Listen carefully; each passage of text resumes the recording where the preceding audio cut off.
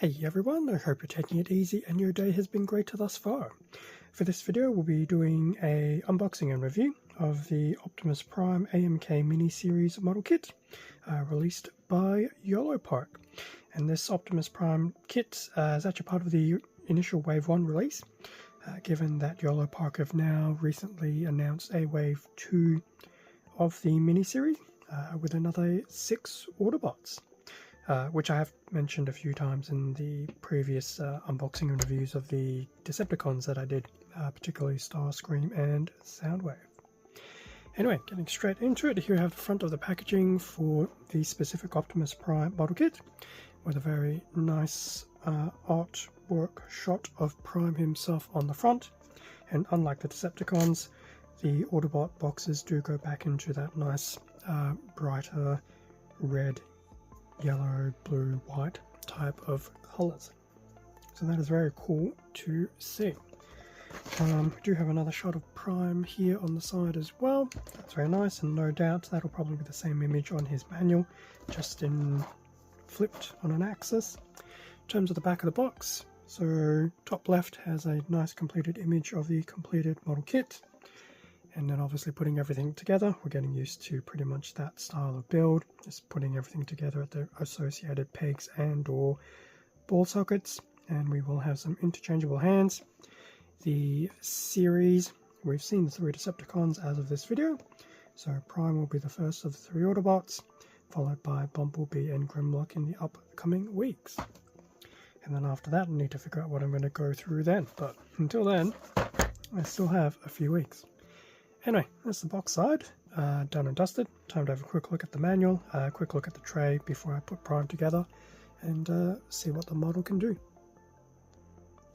And with everything out of the box, front of the manual for Optimus.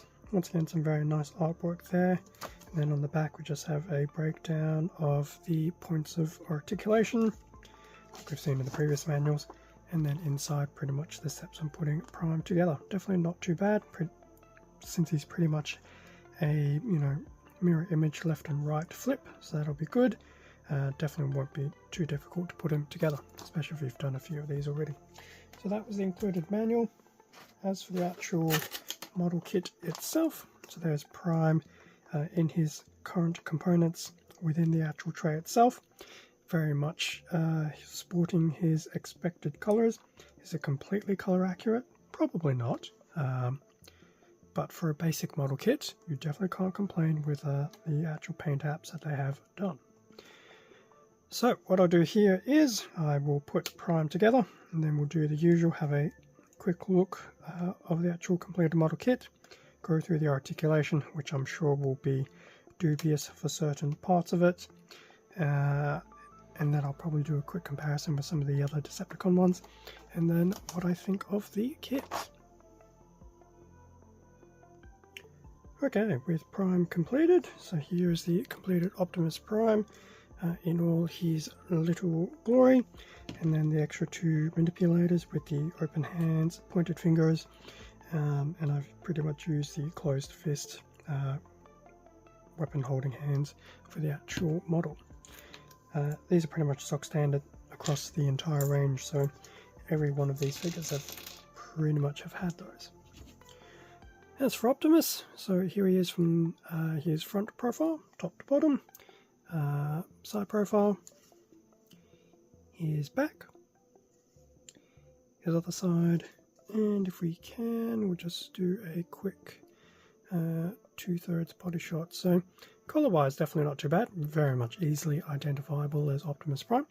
He does have some color apps where it's needed, obviously his chest and torso being one, his waist, the forearms, his Autobot insignia, his smokestacks, etc. So he's definitely got the paint apps where it's needed, just to really give him a little bit more pop. Is it completely accurate? Probably not, as I mentioned earlier, but if I ever use one of my spare Megatrons or Starscreams, I can find out how difficult and or easy it is to do some color touch-ups, etc. So that is that. So definitely overall looking, he does look very cool, and I guess if I can just quickly take out his ion blaster, So obviously just slides on in there, so that's that as well. Okay, so in terms of articulation, well, let's take out the ion blaster. So we obviously know that'll slide into those hands on either side. Now in terms of the head, now surprisingly, his head will actually behave. So I will be able to get that 360 spin of the head. Obviously a little bit of tilt up and a little bit of tilt down. But in terms of his head, he's probably been, so far, the only one that has afforded the luxury of being able to do a 360 rotation without feeling too tight, which is nice. So that was the head. In terms of the arms, so we'll get a nice full 360 spin up here at the top of the shoulder. The arm will only go out so much though, and not because its smokestack is hitting his head, it's just pretty, well actually, it'll go all the way that way. You'll get a little bit of a crunch there, so just bear in mind that his head might get hit by the smokestack, but no, you can actually do for that. Because it is a 360 joint, obviously the arm will go front and back. Now in terms of what else is there, there's a nice spin up here at the upper arm, and in terms of elbow, just pretty much your standard elbow bend to the front, not to the back unfortunately. And his hand will also do a full 360 as well, as would any of the other hand manipulators if you put them in. So his arms, definitely not too bad. His joints definitely don't feel too bad compared to some of the others. I mean, he's still got some of that stiffness that some of the other model kits have had, but his hasn't been too bad. It's been a lot more forgivable. In terms of the torso, like the others, there will be that full 360 spin at the torso as well. Now, as for the legs, he will be able to go all the way to the back, only that much to the front, but he will be able to perform a full split. The top of the leg will have some nice rotation there, so that's always nice to have in terms of the knee bend. So if we just bend it all the way as far down as we can, so that's as far down as we'll go, and that is pretty much as far forward as it will go.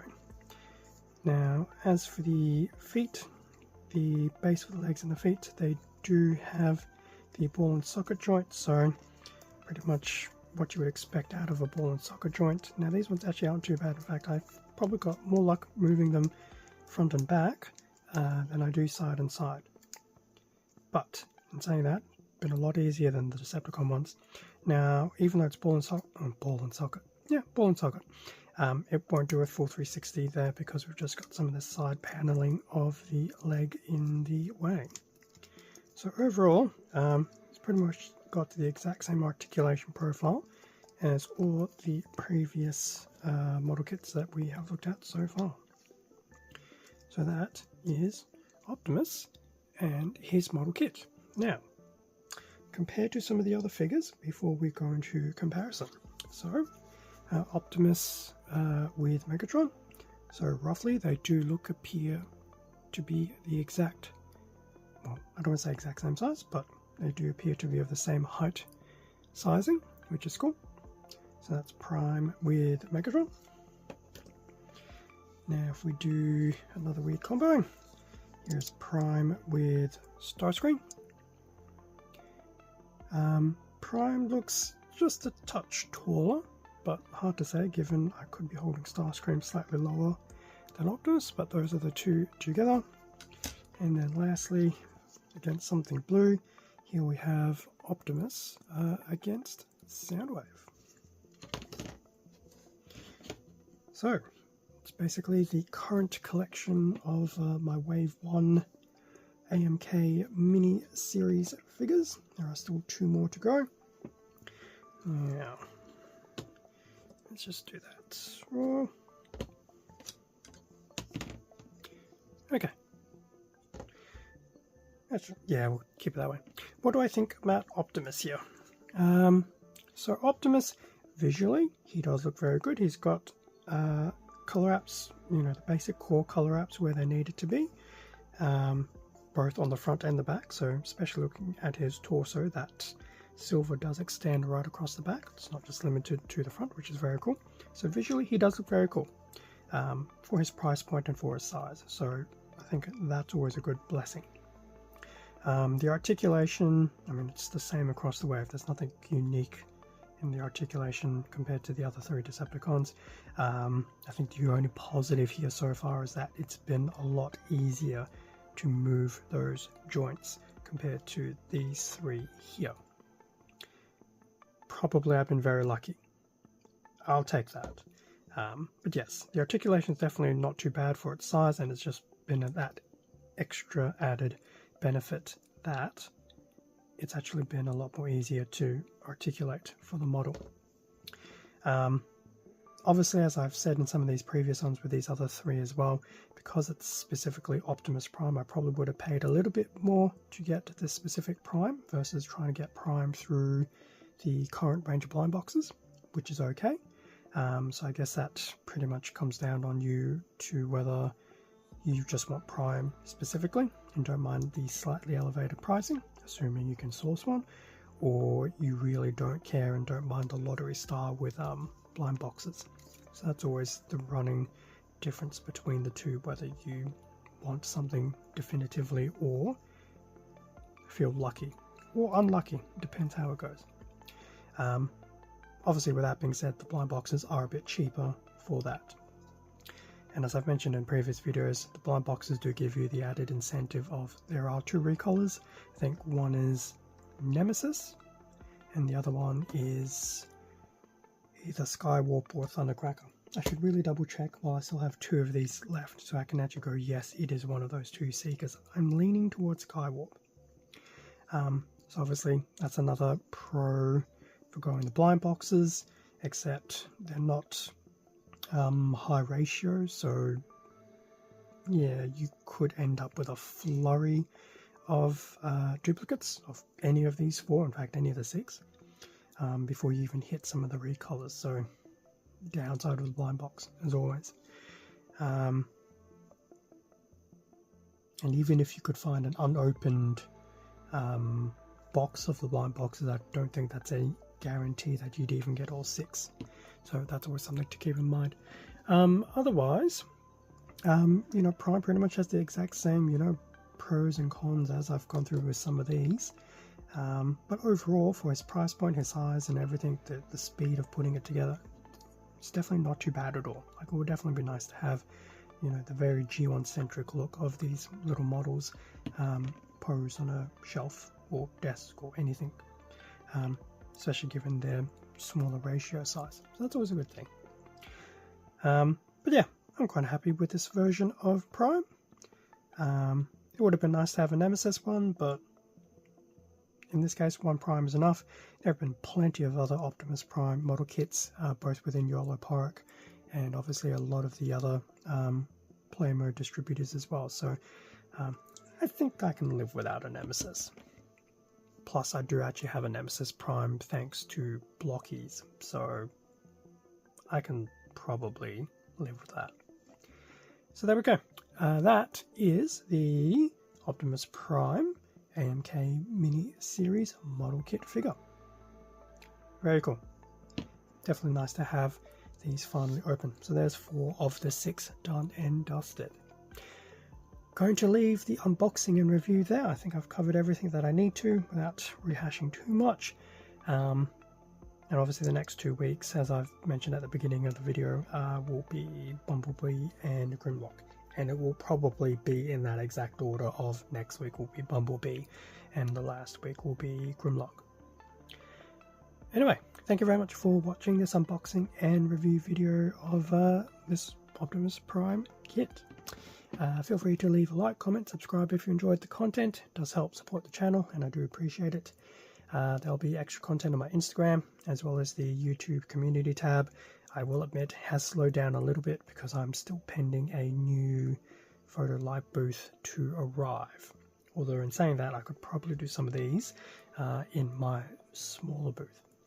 With that being said, stay safe and take care, and I will catch you in next week's video, which will probably be, well, will be the Bumblebee AMK miniseries model kit, or something else on the channel. See ya.